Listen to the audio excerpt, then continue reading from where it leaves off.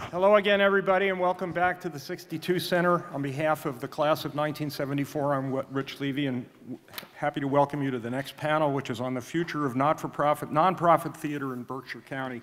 Before we do that, I have to reprise the housekeeping details. Look around, find the exits, and like on airplanes, some of them may be behind where you are seated. Please silence your phones and devices, but photography is permitted. Smoking, food, and beverages are not permitted in the auditorium, and as I said before, there should be no dancing in the aisles, except to music selected by the class of 1974, as will be the case on Saturday morning at the annual meeting of the Society of Alumni. Do feel free to perform your best anti-rain dances in the meantime. So on behalf of the class, I'm pleased to welcome Jeff Johnson and his panel to speak to us about the future of nonprofit theater. Let me briefly introduce my friend Jeff. He's, as many of you know, he's the immediate past chair of the Williamstown Theatre Festival, longtime actor and performer starting here at Williams. He's been involved in not-for-profit organizations all around the country. But the one thing I want to share with you that's probably most exemplary about Jeff, in June 1974, Jeff was one of the 3 class speakers at commencement. I know you remember this, Jeff. And he's noted because as one of those speakers, he sang "We're in the Money" in Pig Latin. Now, I'm sure if you ask him and prevail upon him, perhaps you'll get him to be able to do that again this week. And in any event, Jeff Johnson, take it away. Thank you. And I am not going to sing "We're in the Money" in Pig Latin, although I could. So, my background actually is not in the theater, but I have loved it my entire life.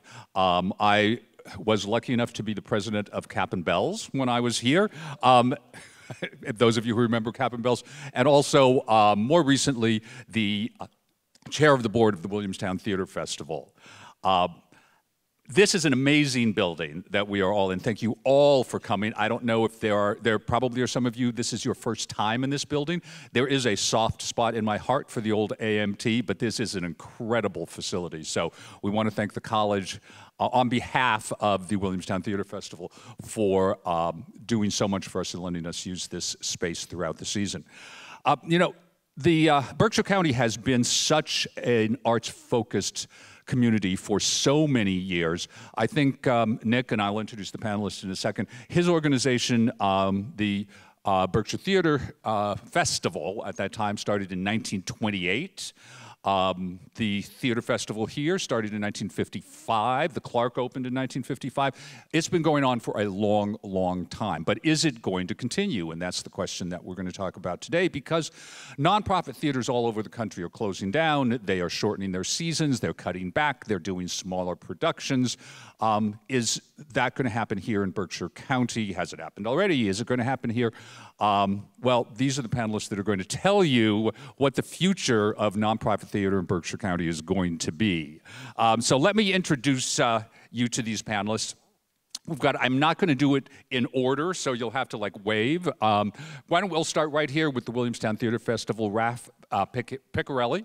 I'm going to read his title. He is the newly appointed Managing Director for Strategy and Transformation.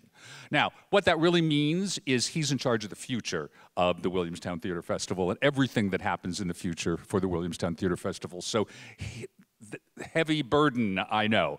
But that, Ralph, I've gotten to know him very well over the last year. He is despite his youthful appearance, a real visionary in the theater. He looks at theater from a different perspective than how I grew up looking at theater, and I think that that's absolutely remarkable. The way that he perceives the theater and the way that he encompasses all audiences. So he's probably going to talk a little bit about that.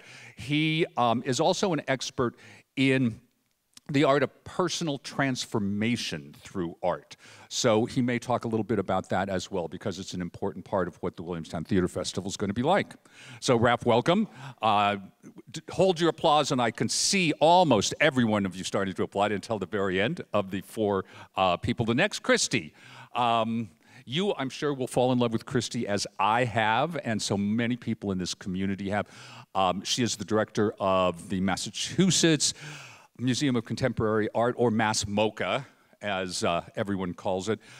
It is not a theater in the traditional sense of being a theater, but they do a lot of performance at Mass MoCA, and it was really founded with the idea of embracing art in all its forms, and not just necessarily visual art, but all art. And Kristy herself has a very strong background in the performing arts and in theater, and I won't go through her long list of where she has been director of, but I will point out that she was the inaugural artistic director of the Park Avenue Armory, which is one of the great theater spaces in New York City. And I am going to read this because I just want to be able to say it so Jack Savacool knows that I did not forget every piece of French that he taught me when we were here. She won the honor of Chevalier de l'Ordre des Arts et des Lettres by the French government in 2016. Jack would be turning over in his grave for the way that I pronounced that, but at least I got it close, don't you think, to what it was? Next is Brandon Haldane. Brandon is the artistic director and the artistic producer and associate artistic director at Barrington Stage. His expertise has been in developing new work and especially musicals. He was New Works Director and Festival Producing Director at the National Alliance for Musical Theater. He has produced musicals all over. He has dramaturged musicals, and he has been a force for the production of new work globally as well. And I'm excited to have Brandon here because new work is something that I know is very close to all of our hearts here on this stage. And last, we have Nick Paleologos, who has an interesting combination of art and politics in his career. I'm sure you hear that every time you are introduced. He is the executive director of the Berkshire Theatre Group, which encompasses both the Berkshire Theatre Festival and the Colonial Theatre, but he also spent 14 years as a member of the Massachusetts House of Representatives, where he was chair of the Committee on Education, Arts, and Humanities, which makes perfect sense given his theater background. He has been the executive director of the Massachusetts Film Office, and he was executive director of the New Jersey State Arts Council before he joined before he joined Berkshire Theatre Group in 2018. So that is the panelists. Join me, please, in welcoming our four panelists here today. So we're going to jump right in. We will have time for questions. We will absolutely have time for questions. So if you can think of any, please keep them in mind at the end. I'll jump right in. And, you know, given that so much has been going on in nonprofit theater over the last couple of years, tell me about what your biggest challenge is and what you have done to address it. And I don't want to have to call on anybody, but I'm happy to call on anyone. I'll start. So I'll say the hardest thing has been the sheer amount of flexibility we need to function every day. We can't rely on the last 5 years worth of data for anything. For donor trends, what shows people like, what shows people want to see, when they're going to buy their tickets, how they're going to buy their tickets, is it a billboard, is it a poster, is it a TikTok? Nothing stays consistent anymore. So just the sheer amount of flexibility in an industry which is infamously, historically inflexible as a field and as an industry, to have to now figure out ways to constantly pivot, which I find incredibly exciting, because we're being forced to not be able to just do stuff the way we did it 10 years ago. But it's never known exactly how to reach someone, how they want to give. Do they want to do a check? Do they want to do a dip jar? Do they just want to give us their entire estate and call it a day?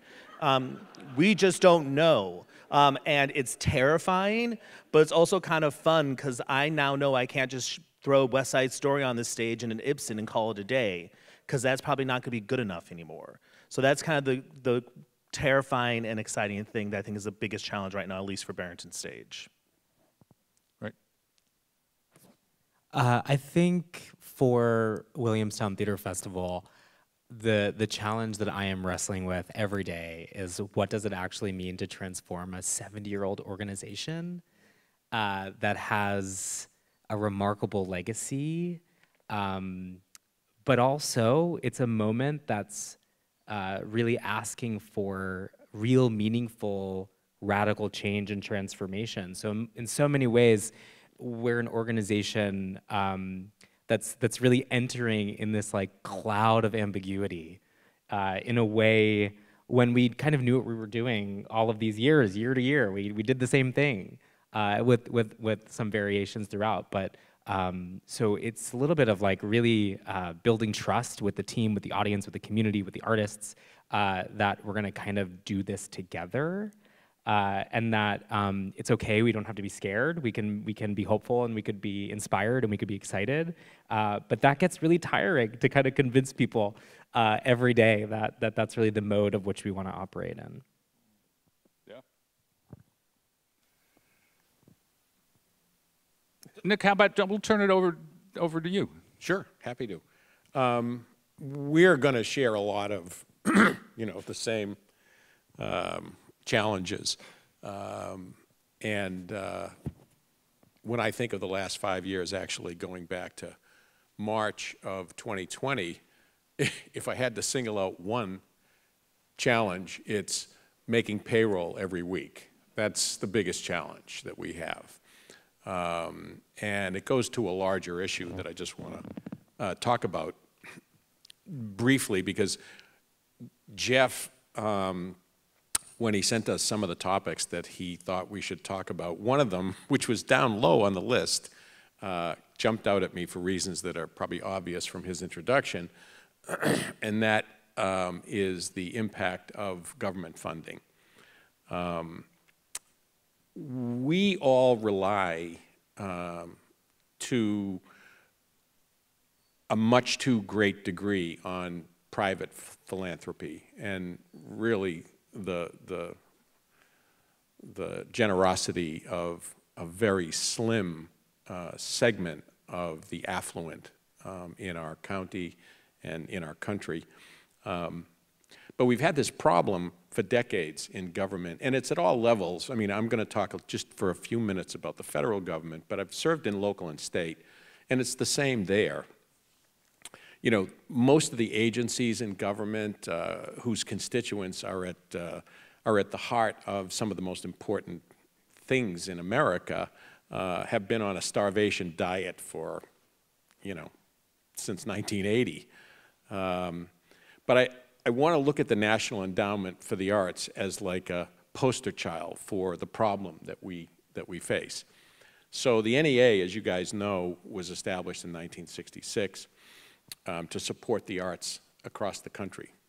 So the NEA is the federal government's agency for the support of the arts in all 50 states and the American territories. So last year, the federal budget was $6 trillion. 6 trillion with a T. The NEA budget last year, and this was the highest budget that they've ever had in their history, was $207 million on a $6 trillion federal budget. So that's 0.003%. That's 1/1000th of 1% of the federal budget. That's not even a rounding error. That's like a rounding error on a rounding error, okay? And that is the federal government's expression of America's collective interest in the arts. And it doesn't really correspond at all with our impact. Forget about our spiritual impact and the food for the soul that we deliver on a regular basis. Put that aside for a second.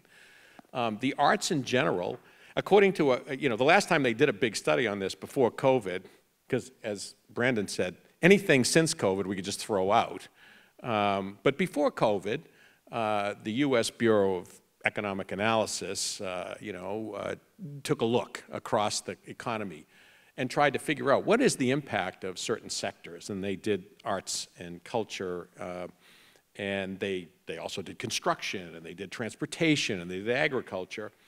And as it turns out, the arts have 5 million people working for them collectively, the arts and culture industry in the United States, generating $400 billion in wages, representing 4% of GDP.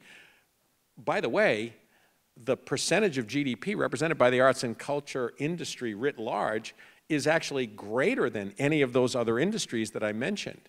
And yet, if you look at the degree of federal support and generous subsidies that go to construction and transportation and agriculture, we pale by comparison. And yet, it took a pandemic that killed 1 million people and shut the country down to wake up, American policymakers to what I guess we have collectively forgotten, and that is how much these institutions, all these institutions, mean to us. And an amazing thing happened. In 1 year,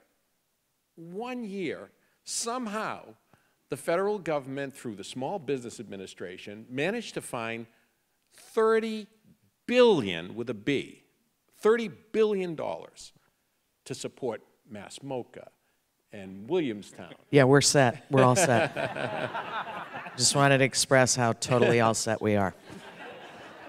And Barrington and Berkshire Theatre Group and thousands of other nonprofits across the country, $30 billion. And just to put that into some kind of perspective, in order for the NEA at its current budget to have that kind of an impact on the arts and cultural industry nationwide, it would take 170 years. But somehow the federal government was able to do it in 1 year at that level and haven't missed a beat. But as we are going forward, the pandemic is receding, in the rearview mirror, and I'm troubled by the fact that we're falling back into the belief that we can't afford that. We absolutely can't afford that. And I don't mean to dismiss in any way, shape, or form charitable giving.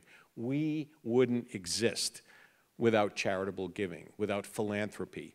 But the traditions about philanthropic giving have changed. Young people aren't brought up today in the same way that the sons and daughters of some of the great, wealthy families were 50 years ago, 60 years ago. We have to educate a whole new generation about the importance of philanthropy, and all of that is really important, but we shouldn't, if we're expecting the rich to pay their fair share of taxes, and they should, and we're expecting the rich to support all of us, and that's great, and we are very grateful for that support, at the very least, we should expect our own government, to support us to the level that reflects our importance in the national conversation, in the national economy. And we are so far from that, it's embarrassing. It is literally embarrassing where we are as a country relative to Europe, relative to Canada, in terms of public support for the arts.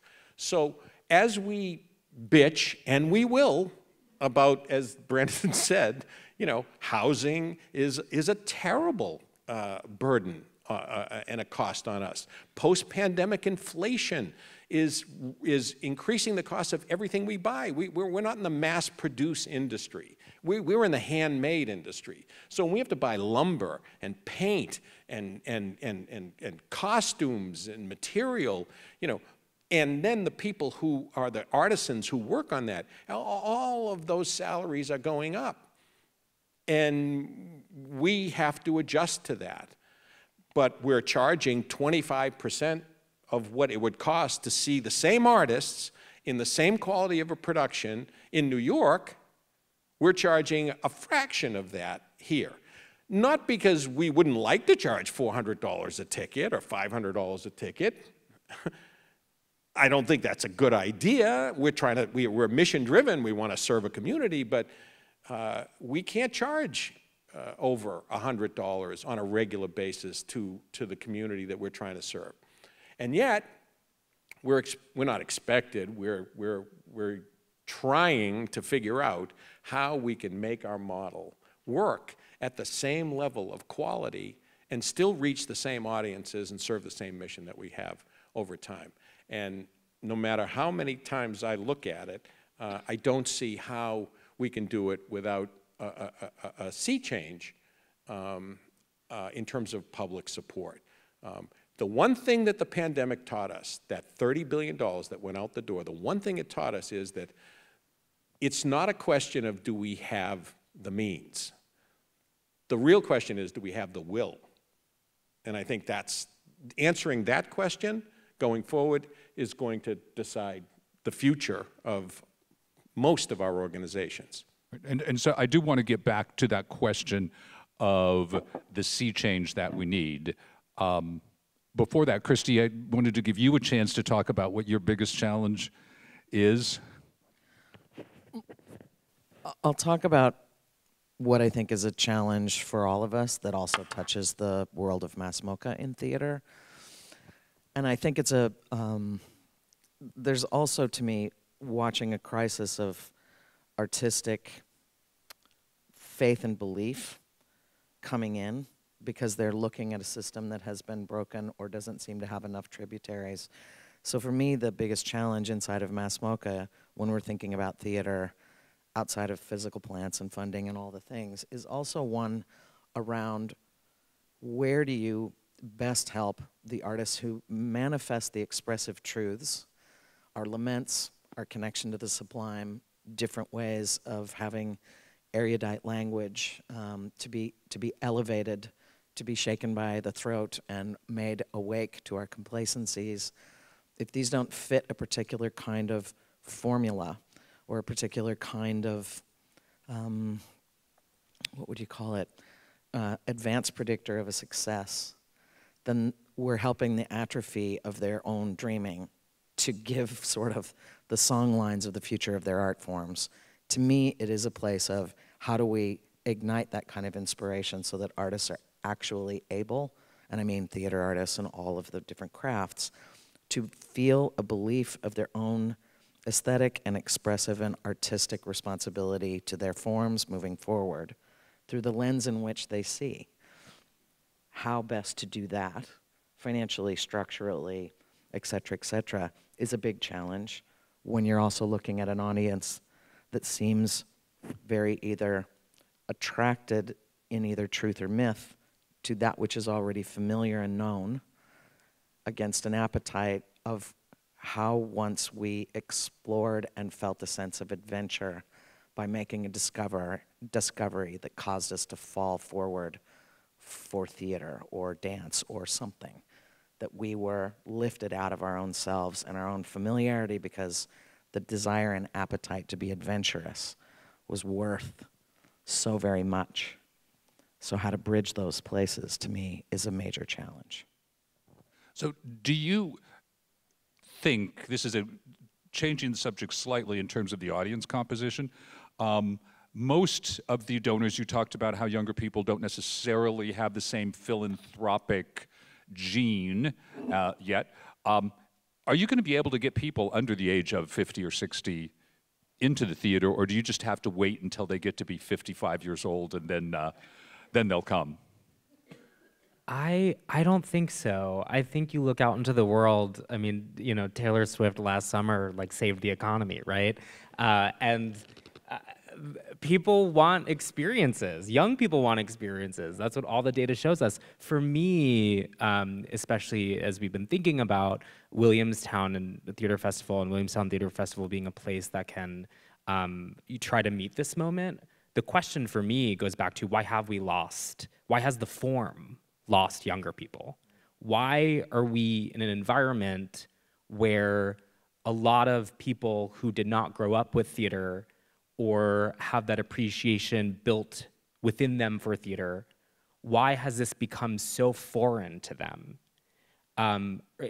Earlier in my career, I had done a lot of, I was curious about this question back in the start of my career when I was working on Broadway, because it always felt like a weird gap to me. I'm like, I have all these friends and all these people who are spending $300 on dinner, and then you tell them to go see a play, and they're like, no, not for me.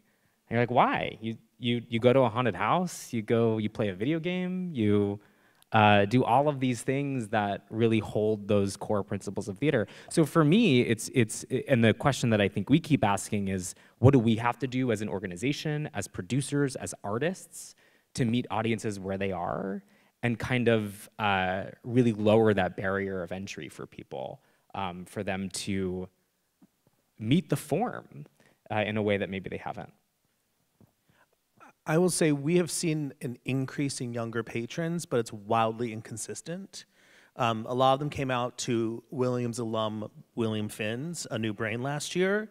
Part of it was the experience of seeing a show redone that's not been done that scale in decades. But then we had a bunch come to Faith Healer, and Godot, and a bunch of them come to Sanaz Tusi's English. Like my massage therapist who's in Northampton, I went and he's like, I saw English, I loved it. I was like, why'd you come up and over the mountain for English?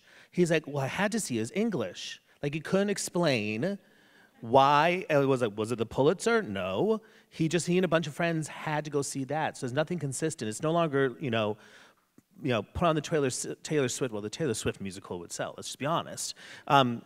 It's no longer do this and they will come. I see more young people randomly in our theater, and I'm just happy they're there. Honestly, they can all have a free cookie or drink if they come back. But there's nothing we've been able to figure out anything consistent. And this season we have a cabaret also named after Bill Finn called Mr. Finn's Cabaret, celebrating its 10th season.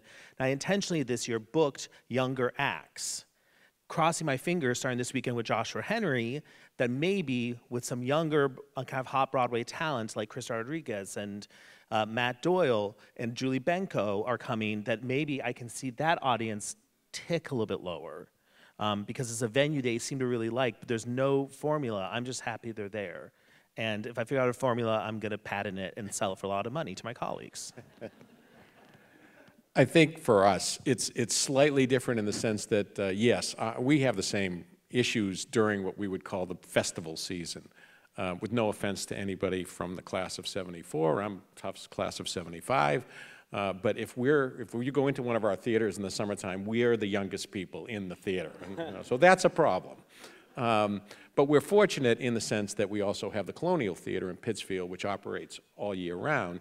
And so there's a twofold strategy that we're employing. One is we operate on the theory that if we get the kids into the theater, that's all. You don't have to get them in there once, and they're hooked. That's what happened to my kids when they first saw a Broadway show.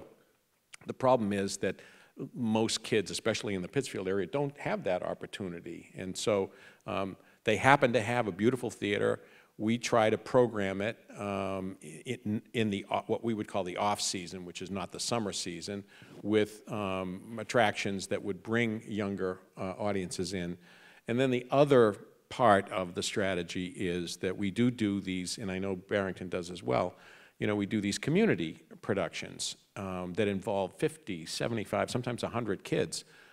We do Christmas Carol in the holiday season, and then we do a summer and a spring production that involve the younger kids, junior high school and a little bit lower. So what we've found is that over the years, these kids view the Colonial Theater as their theater. They've been backstage, they've been on the stage.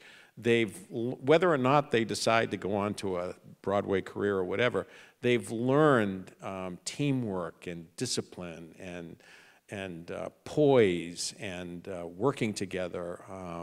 So the answer to the question for us is a long-term thing. We're planting the seeds now and hope to reap the benefits in a generation as all of these kids, come along. So I would posit that Berkshire County is probably the most densely cultural of any place outside of a major city. There are so many arts organizations here, whether they're the large ones that you're representing, but also many, many smaller organizations. do you think we're overpopulated with arts organizations? Does it really matter? Do we all need to exist? If a couple of you close down, would it really matter? Okay. Yes, it would matter because we're all important, we're all different, and we're all special. But no, it's not so culturally dense. I actually think it's one of the biggest draws. You know, we have so many tour groups that come through here because they can visit all of our theaters and organizations, and Jacob's Pillow, and Shakes & Co., and Chester Theatre Group, and Hancock Shaker Village. Like, it is actually a thing that helps us recruit artists to come up here, because on their day off, they're not surrounded by a farm. There's all these other things. And actually, I want to just demystify this concept that our biggest competitors are each other. Our biggest competitors have been proven is the sun, and those darn mountains, and those lakes. It is not each other. You know, when I started in 2016, the whole thing was, you know, our audience, you know, Tanglewood's our biggest competitor. Tanglewood. Paid for this huge study. Nope, overlap with Tanglewood was 9%. The biggest competitor was, if it's sunny, they probably won't come to our show because they want to stay on their boat. So we pray for rain.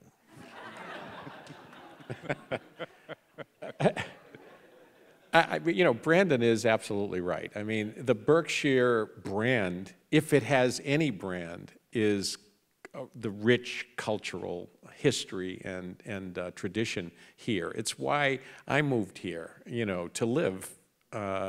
And it's why for decades and decades people have come from New York and elsewhere to vacation here. That's the brand. If there's anything we could do better, because there are sort of multiplicities of, there are certain things that we all do that we're working hard to try and consolidate. I mean, do we really need every theater to have its own shop? Do we really need every theater to have its, you know, its own set of props and, you know, furniture and set pieces and costumes? Is there a way that we can kind of consolidate what we do? And that's been hard to do, just because of the nature of theater. You know, it's kind of like if you have two actors, you know, you've got a theater company. If you've got three actors, you've got two theater companies. You know, it's always been a challenge. But for us, Brandon and I, and Barrington and Berkshire Theatre Group, for the first time, really, are working together very closely on issues like housing, because we have the same challenges in terms of the blocking and tackling, the nuts and bolts of how to get these seasons up so that we don't duplicate efforts and have our boards spending money unnecessarily. Lord knows they remind us when they think we're spending it unnecessarily. Now, Kristy, you touched a little bit on this earlier in terms of what art can provide to the viewer or the participant. And I'd love to hear from, if you have more to say about that and whatever the rest of you have to say, in terms of, I guess it is about the importance of art, but how the importance of art is applicable specifically to what you're doing in your organizations. Well, MoCA, as you've identified, I mean, is ongoing visual art exhibitions. They're operating at very large scale and continuously rotating. And then we have multiple performance venues. We tend to historically stay rather close to the music scene, in part because there is a real historic desire that while performing arts and contemporary performance is essential to the mission of MoCA, that our colleagues who have specializations in particular disciplines are going to also need to saturate as much as they can in the high season. Do you know what I mean? Mm-hmm. And so we reduce programming that creates that so that we're creating differentials, put it that way. The thing that I think with MoCA that a lot of folks aren't as aware of, and it's important, is that we do a lot of creative development residencies, full technical, inside, not in the high season, obviously, because people are looking for, you know, things to experience and see at a different kind of scale. But in the off season, we are doing a lot of creative development, residencies, rehearsals with creative producers, with other presenting organizations, with ensemble theater or dance companies or, you know, music ensembles, et cetera, that is actually affecting a national ecology from here. So audiences have an inner glimpse of, here's the idea in process, and this is what we're grappling with. And what's been remarkable is that the Berkshire audiences who are coming to the programs, even if it's a work in progress showing, are absolutely so literate, so engaged, so intrigued, so willing to lean forward that there's no convincing. But what is happening is that it causes a sense of being invited and welcomed to the vulnerability of a thing that's trying to find form and fly. And that welcome to that point of creative vulnerability where actually your response matters or a feedback loop matters or how the ensemble is registering what's working and that vibe in the room is extremely meaningful. With repeated exposure over time, you start to also see appetite and taste form. Mm-hmm. And so for us, it's of high degrees of value to introduce artists to a Berkshire-based audience and to be in collaboration with our colleagues around the country for the work that is going to come out, as well as internationally. When I was running the Melbourne International Arts Festival, which is visual and all art forms, global, it was epic, large thing. One of the things that we knew is that for American artists who were going to be looked at for international touring and engagements with the festivals, if they had a residency with MoCA or they had a run in sort of the Berkshire world of any kind, we knew that the creative development was going to accelerate, and you can take a leap of faith on the project to the massive investment you will make to get it there. So that's actually something that's really important to us, and even with the two of us here, we right now have a project up, it's called the Plastic Bag Store. This is by an artist who's a puppeteer and a playwright and filmmaker named Robin Frohart. She created essentially a grocery store, a remake of an entire product set of lines in a grocery store. That inside of that set, let's call it, is the experience of a theatrical narrative that is addressing human foibles, it's witty, et cetera, takes place in ancient Greece, current moment, and then in the future, the far-flung future. And it really is addressing our, the folly, the deep, profound folly of our ever-increasing need for convenience, and it's based on single-use plastics. Everything that's in that store is made out of single-use plastics. Every cereal box, every, produce section, and then there's a narrative. This is a collaboration between the two of us as well. We linked arms to do it. It's the kind of thing that needed a museum sort of environment to install the full work. It also needed a place that it was going to be secured and stable and able to sit down because it's 40 audience members at a time.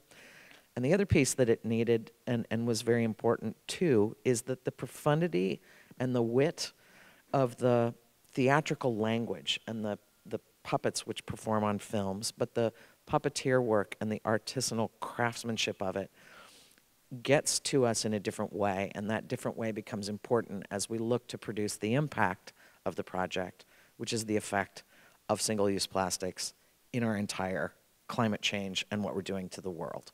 And so in doing that, it's a unique way for an artist to develop something, sit it down for a long period of time, meet rotating and revolving audiences, as well as generate really important long-term connections to environmental workers on the front line who are dealing with single-use plastics. And even the environmental community loved this project because it is the art world talking about the things that like climate science and climate researchers are so, they have the data, it is daunting, but if they try to narrate it to generate awareness, then they're flawed, they're attacked, right? So they need an arts community to respond, and why this has been so effective in a scientific and climate world is that because we are used to seeing things they're painful. They use imagery that's painful. Social feeds, you see a seal with some plastic thing on it, you flick away from it because because it's painful. But in this narrative and the storytelling of our time through high levels of imaginative worlds allow us to see ourselves differently, and then we direct those to the people who are actually on the front line of climate. It is the role of storytelling towards the needs of our time that I actually do think is part of the role of an art form. And if we continuously push it towards only existing as an entertainment form, a form of escape alone, we miss some of the most important reasons for having poets in our lives. That was kind of a long answer. Sorry about that. That was or not even an answer, maybe. As you were talking, one of the things that I want to build on that I think is really important, because as I've been deep in the legacy of Williamstown Theatre Festival, and as we think about the future, one of the things that keeps coming up in a lot of that understanding is how this ecosystem of the region has supported artists in a way that so allows them to take a big risk in their craft, but also in their career. There's so many folks who were given their first opportunity at Williamstown Theatre Festival to, for an example, Jessica Stone directed a big musical here. It was the first big musical she directed, and now she's on Broadway directing musicals. And there aren't that many places and audiences that can actually support that type of risk. It doesn't always pay off. Sometimes the work is like, that didn't really work out, but that's okay. This audience is so receptive to what the meaning of that risk is. I mean, we have a Fridays at 3 series of readings of new plays, and it is always remarkable to me how people engage with those readings. These are readings of new plays that are not ready for a production, and are certainly on a development process.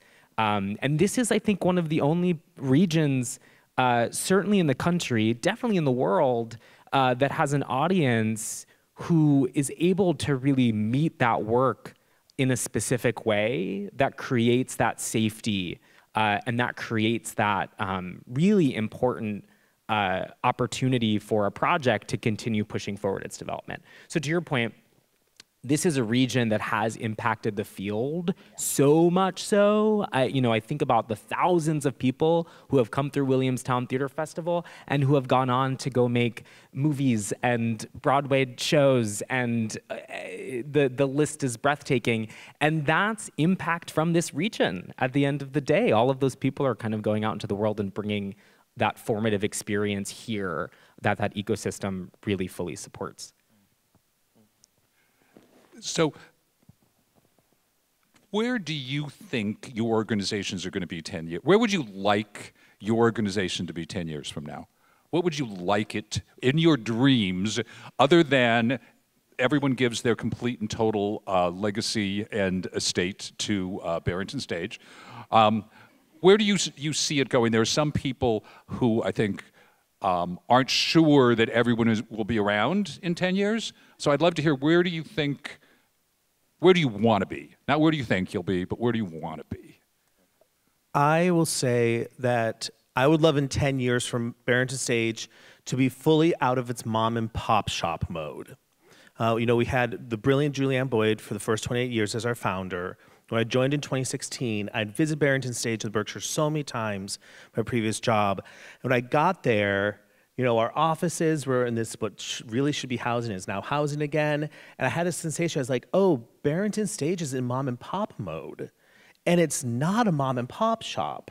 And in the last night, I'm on my 9th season, is I kind of want us to step into our Tony Award winning Lord House realness that is this theater company that I feel like has always been a little scared to grow up or accept that it's 30 this year and we need to move out of our parents' basement and be a real and then that transformation has been happening over the past 2 seasons. And for me, that is more year-round staff. We've been talking about for years, but year-round programming. But in order to do that, we need year-round stable housing. stable housing, not just for our artists, but also for our staff. Just a reference point, when I moved here in 2016, my 2-bedroom on Wendell by the Athenaeum was $725 a month. It now goes for $1,600. I'll give you a hint. Our staff salaries have not match pace because we can't. But that kind of stability of being like, we are a real thing, because Barrington Stage is a real thing, very much so, especially in the industry, is to kind of move into that, accept the fact that we are the driving cultural force of Pittsfield, we are a major employer, we are the economic engine of our downtown, and to accept that, embrace that, have the community embrace it, have the donors and the state and the federal government embrace it, so we can be the real big thing we like to think we are, and we kind of know we are, but we're a little scared to go there right now. I like for us to be there proudly in 10 years. Great. 10 years, You'll be 25. I'll be 21. I'll be able to legally drink, which is good. My hope is that Williamstown Theatre Festival is able to really own a role in the world of being the incubator of talent and work that the organization has been over the course of its history, and that this region is globally recognized, for being a region that does really hold the space for that type of generation. From your lips to God's ears, yes. Well, as Jeff mentioned at the outset, Berkshire Theatre Festival, now Berkshire Theatre Group, is in a slightly different position age-wise. We will be 100 in 2028. So the organization is really kind of focused on that milestone. It has already evolved, its roots back to 1928 when, Jimmy Cagney and Katharine Hepburn were, on the stages of Berkshire Playhouse down in Stockbridge, all the way up through the 60s. And Al Pacino won his first Tony Award for Does the Tiger Wear a Necktie? A play that started at the Berkshire Playhouse with him. There's an incredible legacy that existed just for the theater when it was only operating from April until August for 75 or 80 years. Then the organization, thinking along the lines that you're suggesting, asking, well, what do we want for the next 10 years? What do we want for the next 20 years? Decided that they wanted more, just like Brandon said. And our artistic director at the time, she still is, she's now in her 30th year, Kate McGuire, was very much interested in expanding the educational mission and being all year round as opposed to just the summer. And when the opportunity to come to Pittsfield and take over the Colonial Theater happened in 2010, she did that. And by the time I got here 6 years ago, our main challenge, and it continues to be this, is we have our eye on the ball, we have our eye on the centennial, but the big challenge in getting there, and my wish, what I would like to hand over to my successor, and I'm sure that she would like to hand over to hers, is an organization with the rich history that we have that is financially sustainable for another 100 years. I would say the sustainability piece is a very major part of MoCA for the 10 years ahead. We occupy this and manage a very large former factory, as everyone probably is aware. There's multiple buildings that are still empty and have been since the manufacturing industry's collapse in the region. And it's been kind of this consistent thing in the history of evolution of MoCA is that when the state investment does come, it's through a bond bill and it's capital. So it means that you're pushed into continuous expansion. MoCA in the next 10 years will not be expanding in that way. It's built itself, now it's growing into its skin, and it's doing so that it can be a reliable anchor because people depend on it now. New growth depends on it. You can't pretend you're a startup, and you can't act like you're a startup. You have to discipline your mind to be able to make really responsible, conscious, impactful decisions 5 and 7 years out so that people can rely on you as they build their businesses, as communities come, as people come back to North Adams in particular, where there is, by the way, a lot of empty housing stock that could be a big project for us all together. We also are 16 acres of, 16 acres of land. The exterior parts of MoCA is, to me, the next great expansion for the environment, how we treat it, how to add civic amenity to a third. We occupy a third of the downtown of North Adams. So what are those? We're working on things now with the board and everyone that's about partnering in civic ways, that creative institutions, we don't have to just leave our creative, or channel all of our creativity into the things that we make for our stages and galleries, but it's how we think through pessimism to find strategies that are optimistic and that have a durable runway ahead of them. So things like the connection of the bike path that comes, it's alternative transportation for a future generation if we can achieve it. We're working on a lot of design for that, not so that it connects you to mass MoCA for the market share, but that mass MoCA as a kind of rotary helps design with great elegance a future that we believe will transform parts of the neighboring communities and a generation's ability to access other things through alternative transportation. We're looking at civic projects that seem daunting around the river chutes, the flood chutes, and being able to green part of that and give it access to a community that it's currently fenced off and concretized and failing.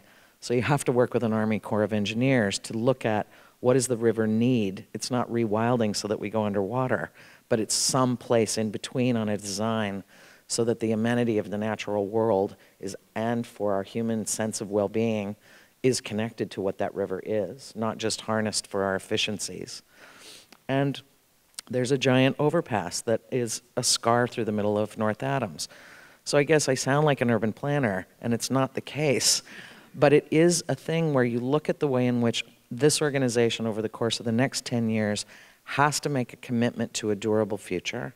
We have to solve for the things that we broke so that we don't kick the can down the road, so that the creative future and the creative imaginings of another generation can dream their dreams forward without having been imperiled because we chose not to look or do or act when we could have. We are interdependent. The arts are interdependent. Right now we have to move at the speed of capitalism in order to support the speed of culture. But supporting the speed of culture is the deepening of its continuity for all of us and those we don't yet know, to have access to the ways in which their stories need to be told, their expressive truths need to be developed, their wit and provocations, their songlines, those cultural continuities. We have to build a future that makes room for it and help the adjacent economies thrive nearby so that there is a way of creating that continuity of optimism and well-being. We can do it, especially in, my God, this state is a commonwealth. Just take the capital out for a second, commonwealth. What does it mean to be involved in the building and sustaining of a commonwealth? Our commonwealth is our culture. Our commonwealth is the places in which we find each other so that we actually know something about who we are. And that, to me, this is a state that, my God, every county votes blue. That's the only state in the country, by and large. And inside of it is, even in the Berkshires and the creative cultural communities, punching so far above its weight because it has a propensity to upholding American democracy, even when the country seems to not be able to do it itself. And that is something to really invest legacy towards and model and spur and give out. So 10 years from now, MoCA will have transformed aspects of the climate and the environment, the exteriors of the properties and buildings, to make amenity and well-being, to invest collaboratively in our democratic, cultural, civic structures, and work with artists who can see things in ways that key performance indicators and provable outcomes don't always see. so that we can dream a future forward together. In 10 years, people won't wonder if Mass MoCA is going to be okay and if our arts community and cultures are going to be okay. We will have demonstrated that we have a durable relevance, and it stands there as something to feel incredibly proud of because we all did it together, because we're in the Commonwealth.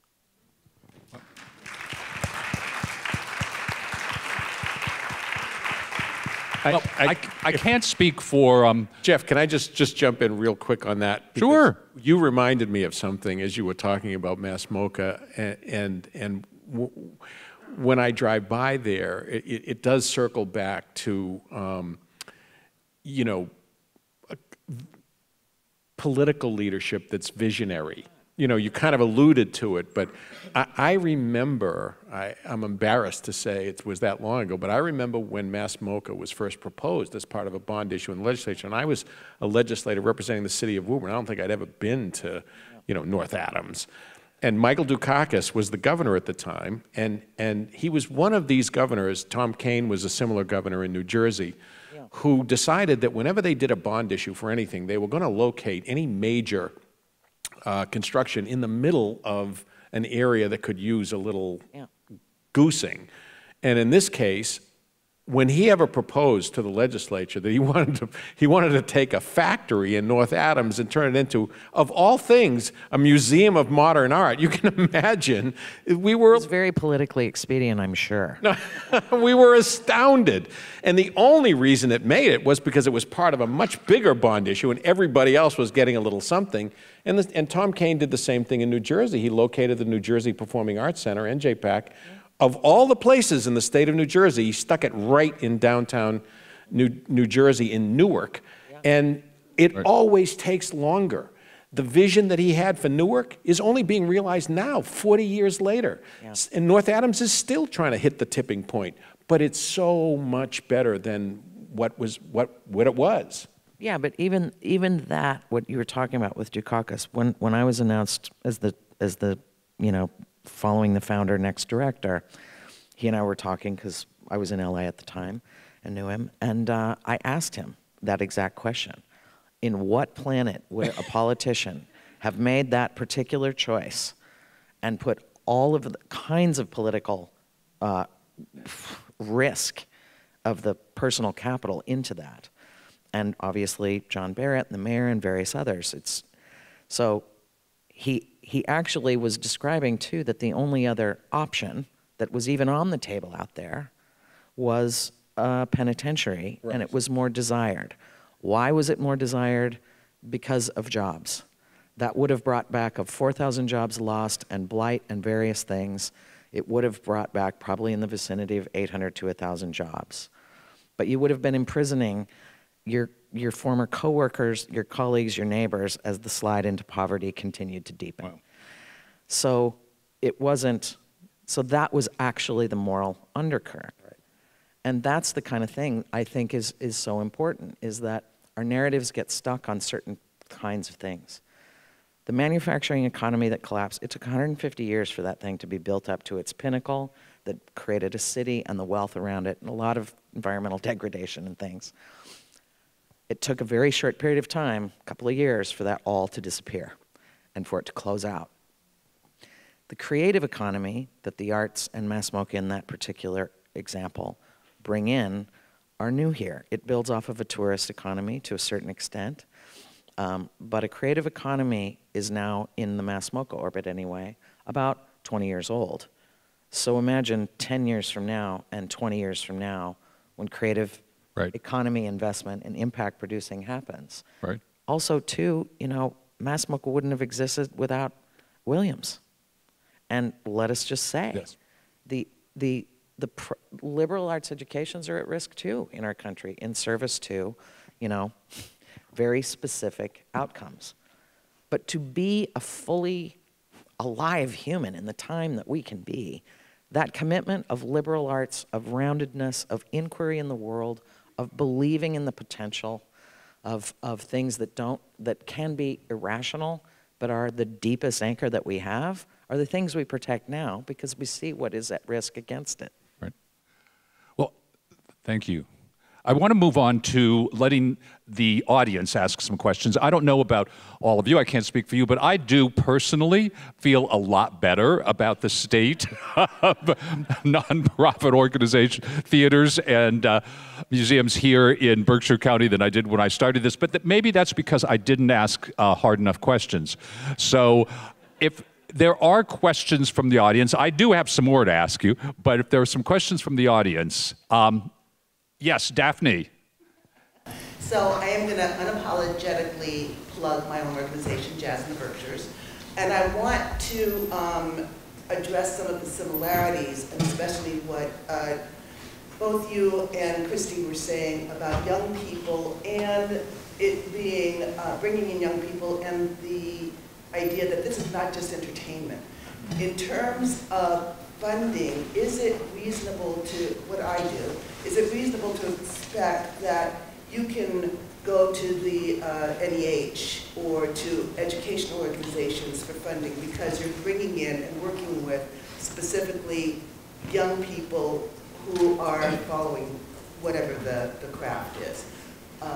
We do that, we work with BAMS and we work with Williams, and we have an enormous number of young people in our audience, and jazz, as you know, is an old people's art form. So we're struggling to do that, and we're very aware of what we have to do to keep those young people interested in this art and are grateful when they come. I'm just wondering if you all think that maybe, you know, directing the funding and maybe some of the mission of your organization is to advance the legacy of it. Yeah, I'll say finding funding for education programs is not hard. It's much easier, and I should declare at Barrington Stage, when we refer to young people, I mean people under 50. So people like me. That's what I legitimately mean. When I look out and there's people under the age of 50, for us, that is a younger demographic. And the problem is that once human beings leave college, there's nobody out there looking to fund some form of program or thing to get people in under the age of 50. So there's this huge gap that's happening. Like, I can't find a funder who wants to fund people in their 40s, but getting people in their 40s to come to theater and the culture institutions of the Berkshires would be huge. And there's so many social barriers there. What if it's you're advancing, for instance, the history of the writers, of the musicians? I mean, there's so much. It doesn't have to just be for teenagers. I'm talking about educating the public. Yeah, I think what I'm hearing from you, which I think is exactly right, is there's a broader awareness that I think people don't actually, this is what I'm learning, and particularly in a lot of conversations over the past 6 months, is people don't actually understand how the ecosystem of our institutions support the much broader storytelling ecosystem. A case in point that I use all the time, which always shocks people, is the writer's room of Succession is a room full of all of these younger, once emerging playwrights in New York that all of these nonprofit institutions cultivated and shaped and molded into the writers that they are to make a piece of quality television that you could argue when you watched it every week was like watching a Pulitzer Prize quality play. And that's the thing that people don't necessarily connect whenever I'm debating a pipeline issue and people are like, there's a pipeline issue. The pipeline issue really is about where the support for the pipeline comes from today, in my mind, and I think there's a work that we have to do as institutions to help people really understand that too. Of like, you don't actually get to just enjoy this great thing. You're getting an outcome. You're getting an outcome of a 20-year investment that institutions and places have really built into these artists. And there was another question right behind Daphne. Shelley. Oh, Shelley, I can't see. My new name is Behind Daphne.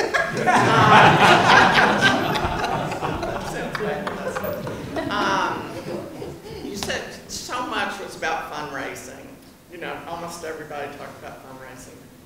And I couldn't help but think this whole legacy of all these artists that are super successful now couldn't you have a big program about artists for art?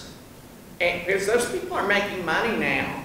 And they all started in this community, not all of them, but a lot of them. So get them to help you on the funding side, but work together instead of, oh, go to this one or this one or this one.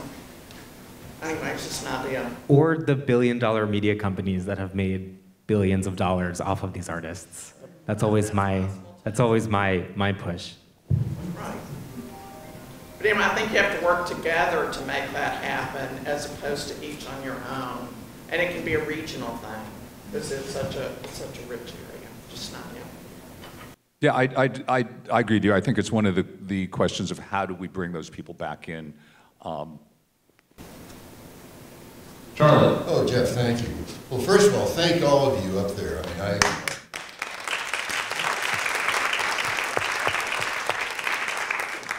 started performing on that stage 54 years ago and change. I was up there for 40 years.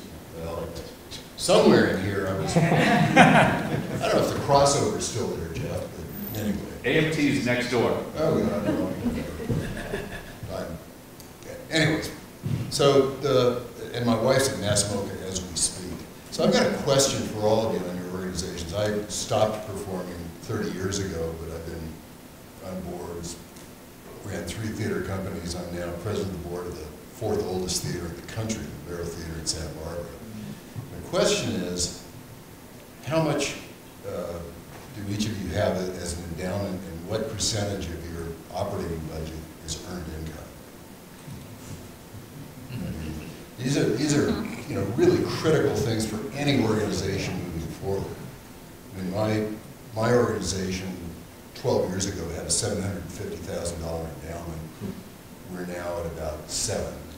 We're raising another 12 million.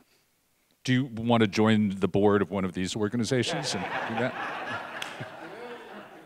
California, I'd love to come back out here more often. I would, actually. I mean, the business of running a theater or a performing arts organization is so critical.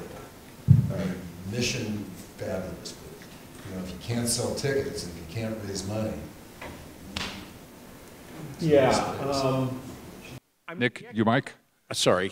The economics have changed a little bit. From our perspective, I would love to even get around to having an endowment, but we're so focused all the time on immediate sustainability, on closing structural deficits from year to year to get to the point where we would even have a surplus at the end of a year. So the short answer to the endowment question is no.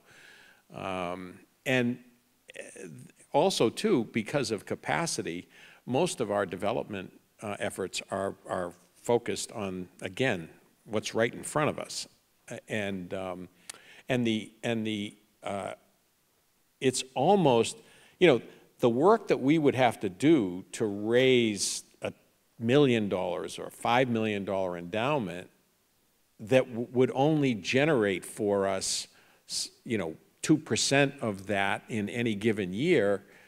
It's much easier for us to raise the 2%, that we need to close the gap.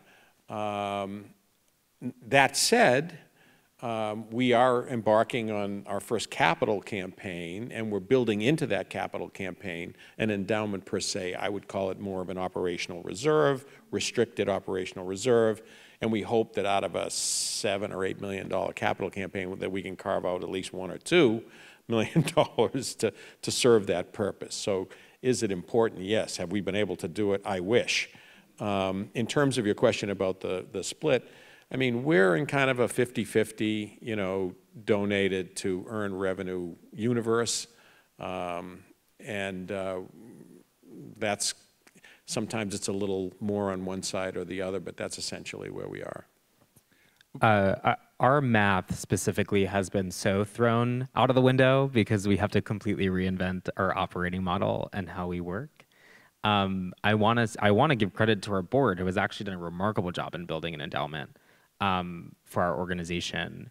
However, there is, the math isn't mathing, as they say, anymore. Certainly in theater, this is true on Broadway. This isn't just true to the regional theaters. And for us, we have a bit of a, part of our transformation is really in thinking about how we operate in an equitable way that really does shift the balance to ensure that we're creating revenue streams and models that can properly support the work that we're making. Right. So, thanks, Charlie.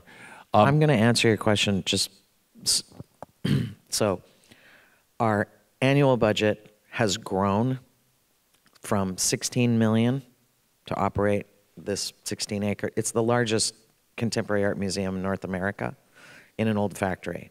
So when you look at a $16 million operating budget, that's everything, all staff, all salaries, all maintenance, CapEx, fixed projects, programs, commissions, everything. And it's grown now, and it's sitting up at 20 million. We have, again, thanks to a board that's very generous and very passionate. It's a national board. We have a $25 million endowment. So we're shifting, and I'll speak more on the performing arts side. The performing arts side has had very little, if any, philanthropic investment. It's predominantly within the visual arts culture and within the economic impact culture to North Adams. We have 50 tenants that are leasing in 110,000 square feet of space. That has been a key piece of an operating, you know, if you have a space that you either own or a long-term 99-year lease or whatever, most organizations in culture are trying to capture some other earned revenue stream, the parking lot, if you had such a thing. None of that kind of revenue exists in North Adams. The city doesn't even, I mean, you don't put a quarter in the meter, put it that way. So us charging for parking would just be like anathema. So we're hitting the max of what I would say is in that kind of 50-50 historic. The endowment earnings, lease, etc. We're now having deferred maintenance that is going to be critical for us to address and sweep in, along with continuing to meet the equity moments with the employees, particularly many who are former factory workers, they're gallery attendants or they're machinists.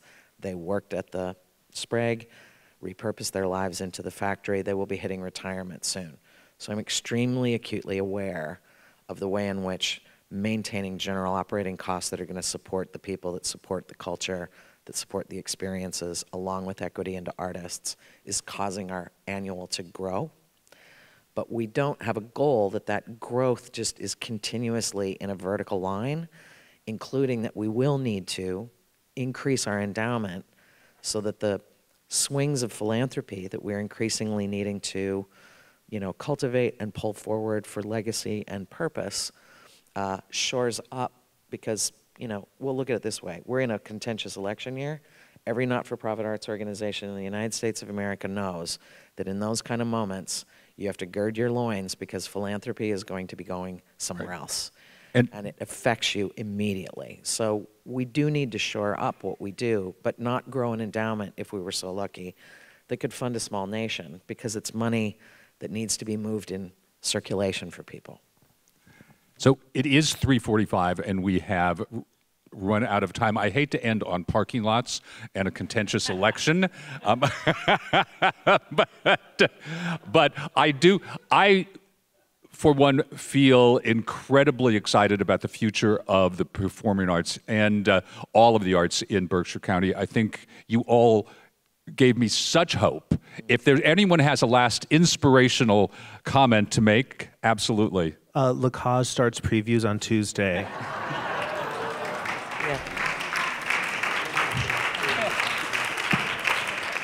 The only thing I would say is that, you know, the sheer fact that people are convening a panel of people in the Berkshires who are caring about the future of theater in the region is caring about the future of the culture of storytelling and our narratives and the way in which we look at ourselves. That matters so much. When I was first here and Williamstown Theatre Festival was also having ups and downs, people were like, oh my God, is it going to last? What's going to happen? Hand-wringing. And I found it so inspiring that people were that concerned about a contemporary theater festival in their community. That is actually a good sign. So to me, it's about, we lean forward to the moments when you sense something is vulnerable. so that you protect it so it can have the area addition to change, evolve, and grow to what it needs to serve the people that it serves. And clearly in this community, that is a majorly passionate, important discussion for us in our region. So I'm appreciative of you for caring about this forum. And thank you all for coming. Thank you all. Thank you, panelists, very much. Thank you, Jeff.